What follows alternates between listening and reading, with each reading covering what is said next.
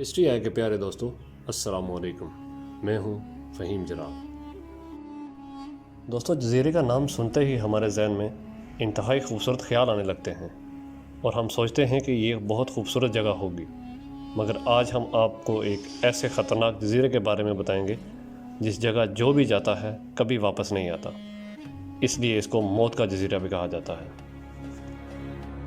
یہ جزیرہ کہاں واقع ہے اور اس میں ایسا کیا ہے جو جاننے والے کو موت کی گھاٹ اتار دیتا ہے؟ ان سب سوالوں کے جواب ہم آج کی ویڈیو میں جانیں گے۔ آپ سے درخواست ہے اس ویڈیو کو آخر تک ضرور دیکھیں۔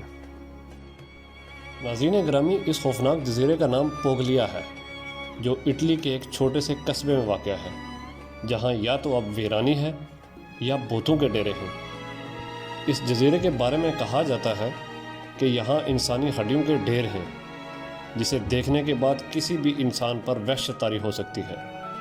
ان انسانی ہڈیوں کے بارے میں مختلف نظریات پائے جاتے ہیں، جیسا کہ کچھ لوگوں کا کہنا ہے کہ جس زمانے میں طاعون کی وبا پھیلی تھی، جس کے باعث لاکھوں لوگ مر گئے تھے، تو ان مردہ لوگوں سے زندہ انسانوں کو بچانے کے لیے ان لاشوں کو اس جزیرے پر پھینک دیا جاتا تھا،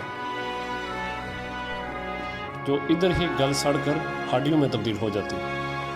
بعض لوگوں کا یہ بھی کہنا ہے کہ جب کوئی شخص اس مرض میں مبتلا ہوتا تو وہ تڑپتا تھا، تو یہ بھی خدشہ ہوتا تھا کہ اس شخص کی وجہ سے وبا مزید پھیل سکتی ہے، چنانچہ اس شخص کو زندہ ہی اس جزیرے پر چھوڑ دیا جاتا تھا، جہاں وہ تڑپ تڑپ کر مر جاتا تھا۔ اس جزیرے کے بارے میں یہ بھی رائے پائی جاتی ہے کہ کسی دور میں یہ جزیرہ بالکل آباد تھا اور یہاں لاکھوں لوگ زندگی گزار رہے تھے۔ پھر اچانک ایک وبا پھوٹ پڑی۔ یہ وبا اتنی خطرناک تھی کہ اس وبا نے روزانہ کی بنیاد پر ہزاروں لوگوں کو مارنا شروع کر دیا، جس کے پیش نظر لوگ اپنا سب کچھ چھوڑ چھاڑ کے بھاگ گئے، لیکن پھر بھی بہت سے لوگ یہاں پر ہی رہ گئے، جو بالآخر موت کے منہ میں چلے گئے۔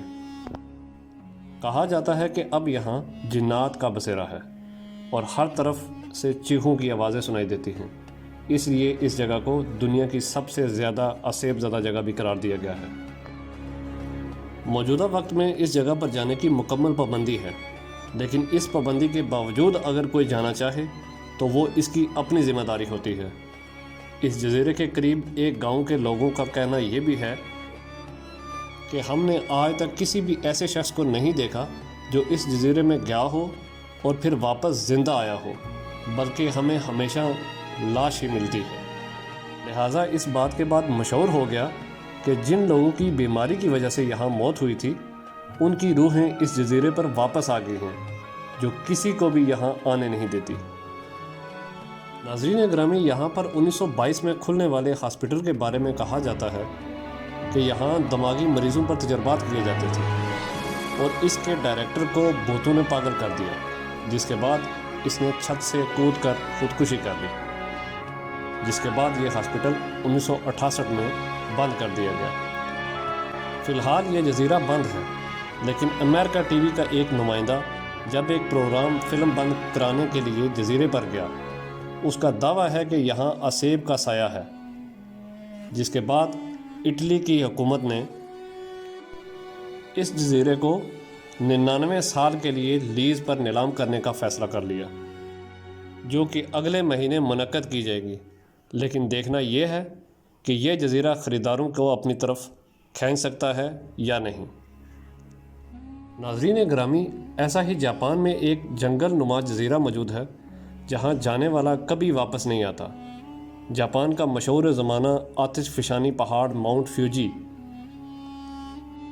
کی وادی میں پھیلے اس وسیع و عریض جنگل کو عام طور پر درختوں کا سمندر بھی کہا جاتا ہے، جس کی وجہ یہ ہے جس طرح سمندر میں اترنے کے بعد کنارہ دکھائی نہیں دیتا، اسی طرح اس جنگل میں داخل ہونے کے بعد اگر راستے پر نشانی نہ لگائی جائے تو کچھ ہی دیر میں واپسی ناممکن حد تک مشکل ہو جاتی ہے۔ گھنٹوں چلنے کے بعد بھی باہر نکلنے کا راستہ نہیں ملتا۔ کہا جاتا ہے کہ یہ جنگل زمین پر مافوق الفطرت واقعات اور مظاہر کی بہت بڑی اماجگاہ ہے، اور یہی وجہ ہے کہ اس جنگل کا شمار دنیا کے انتہائی عصیب زدہ مقامات میں شامل کیا جاتا ہے۔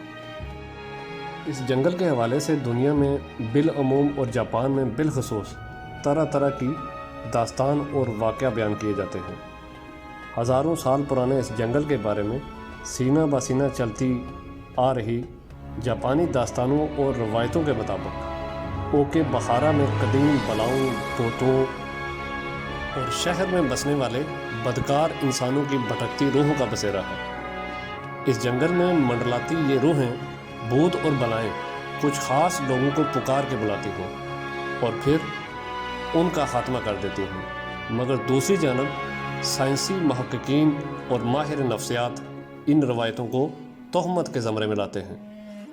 ان کے مطابق ہلاک ہونے والے یہ وہ لوگ ہوتے ہیں جو جنگل میں جا کر خودکشی کر لیتے ہیں، لیکن جاپانی لوگوں کے اعتقاد کے مطابق یہ لوگ در حقیقت اس اسیبی جنگل کے بھوتوں اور بدروحوں کے زیر اثر آ چکے ہوتے ہیں، جو انہیں ان کے گھروں سے لا کے ہلاک کر دیتے ہیں۔